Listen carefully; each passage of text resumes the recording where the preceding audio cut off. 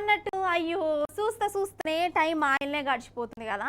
నేను వచ్చి అప్పుడే అర్ధగంట అవుతుందట, ఇంకా 2 నిమిషాలు బాకీ ఉంటుందట. మరి ఈ 2 నిమిషాలను ఎందుకు మనం ముచ్చగిడిచి పెట్టాలి? 2 నిమిషాలల్లో ఒక ముచ్చట చెప్పుకోవాలి.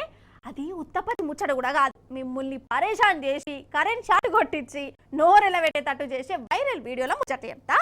ఈడ కూర్చొని చెప్పుడు కాదు కానీ టీవీ వెనకకు పోయి చెప్తే చూడరు. మరి మొన్న చైనా వియత్నాం దేశాలల్లా యాగో యోగో తుఫాన్ వచ్చా కదా, జనం గాలిని ఎగిరిపోయారు. పాపం అనిపించింది.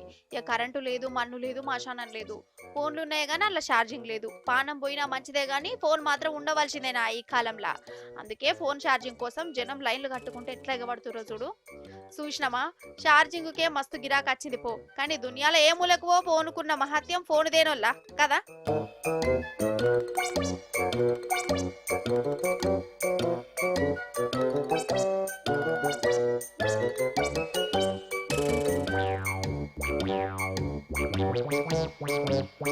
సరే, ఇప్పుడు ఇంకో వైరల్ వీడియో ముచ్చట.